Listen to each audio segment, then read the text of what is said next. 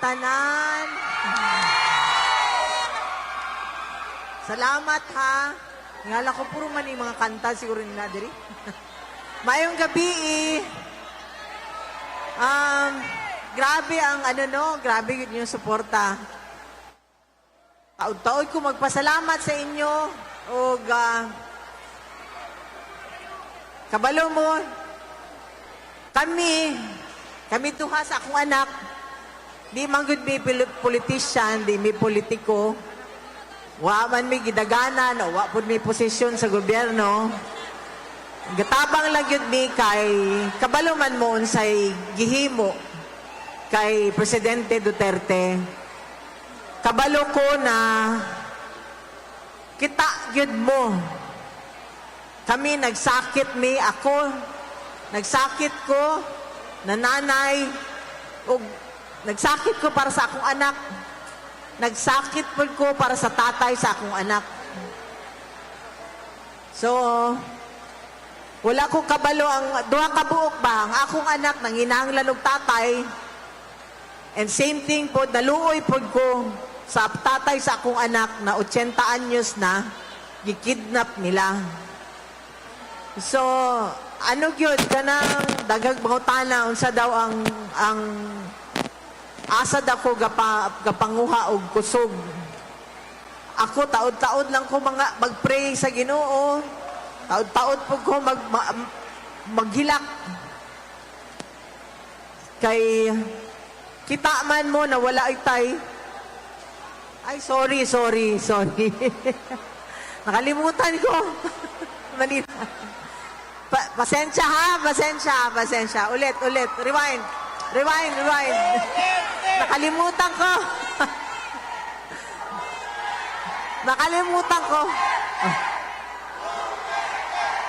Salamat. Sorry ha, sabi ko, marami nagtatanong kung saan ako humuhugot ng lakas ng loob. Sabi ko sa dasal at sa lahat ng mga suporta nyo, alam ko, nandiyan kayo parati nagmamahal.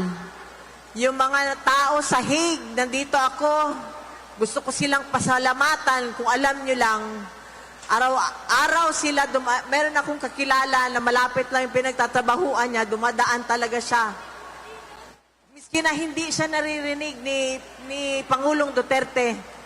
Sinasabi niya ganyan sa labas, tay, nandito ako sa labas, mga ganon. So, yung mga, yung nagbiyahe, nagda-drive, 27 hours na driving, papunta doon sa Hague. Tapos, yung mga, hindi lang isang beses nagpunta, kundi pa ulit-ulit na pumupunta. Yung nasa Davao, yung nandun sa nagbabantay sa aming bahay. Gusto ko magpasalamat sa inyo na bumibisita. Maraming mga bumibisita galing Jensan, galing Cavite nung isang araw. Sabi nila galing sila Cavite, galing Jensan. Gusto ko magpasalamat. Tsaka, nandito ako kasi, ayaw ko sana magsalita, pero, alam mo, hindi nyo ba napansin, na yung dapat tagapagtanggol natin, gobyerno, di ba? Noong panahon ni Presidente Duterte, di ba naalala nyo, sumbong nyo sa gobyerno, sila ang dapat nagtatanggol sa atin, di ba? Ngayon, iba. Sila ang nang-aapi sa atin. Hindi na tayo makalapit sa kanila. Kung tayo ordinaryo citizen, hindi na tayo makalapit. Kung yung dating presidente nga, tinrato ng ganun tayo pa kaya? Ano kaya ang maasahan natin sa kanila? Wala. Kung hindi nyo napansin, kaya pansinin nyo, ano yun ng mabuti? Yung mga senador na tumatakbo ulit, walang imik. Walang imik sa lahat ng mga ginagawa ng gobyerno na mali. Diba? Walang imik na tinanggal ang pera sa PhilHealth. May contribution akong PhilHealth. kayo, di ba, may contribution kayo. Sino walang contribution dito? PhilHealth. Di ba, lahat halos tayo may contribution?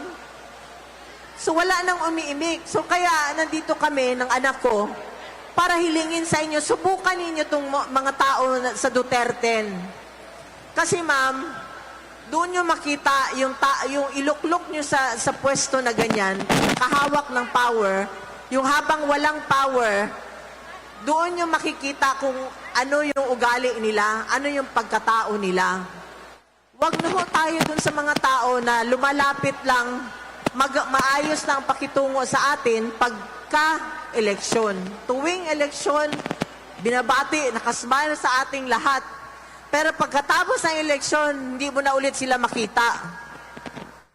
Subukan natin ito. Kasi ito yung bago kami umalis doon sa nagbisita kay Presidente, sa tatay ng anak ko, sinabihan niya kaming dalawa ni Veronica. Sabi niya, kalimutan niyo daw siya kung hindi niyo iboto ang Duterte. Lahat yan sila. Ma'am, sabihin ko sa inyo,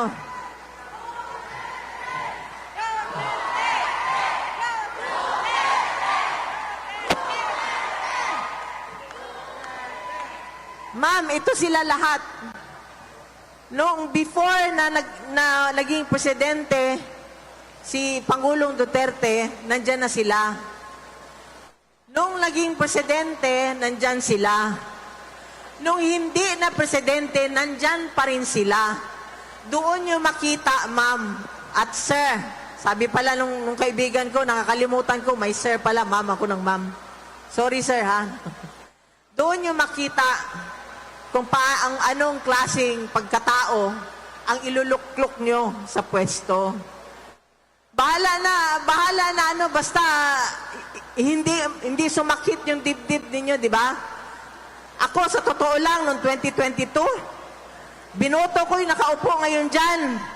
Anong tawag dyan sa nakaupo dyan? Ha?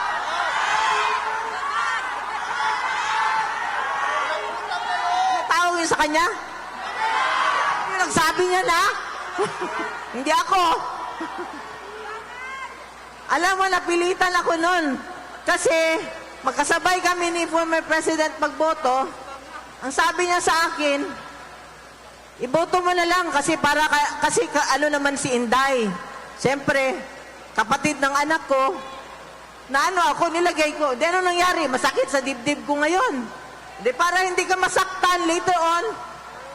Di ba, ma'am? Binoto mo, tapos hindi ka naman pinapansin later on. Wala naman, baliwala naman, di mo naman malapitan. Sino malapitan ninyo dito? Si Go, di ba? Nakikita nyo, di ba? Yung ibang senators, wala na. Ngayon, lumabas kasi election. Di ba? So, ito sila, ma'am. Sabi ko, pati kay Pastor Kibuloy, alam mo si Pastor Kibuloy, sinabihan ko si former President Rudy Duterte, sabi ko, kinulong, sinabotahe, baliktarin man siya, gusto mong bayaran, kaibigan mo pa rin, hindi ka iniwan. Ganun, ma'am, ang piliin ninyo. Ngayon, ang nakaupo, ano nangyari? Ha? Pera. Inuuna yung pera. Wala na tayo. Basta sila may pera, nasa kanila ang pera, okay lang. So kaya ma'am, nakikiusap, ma'am at sir, nakikiusap ako. Sana ngayong darating na eleksyon, dito na lang tayo. Dito na lang tayo, ma'am. Dito na lang tayo, sir. Salamat, sir. Salamat, sir.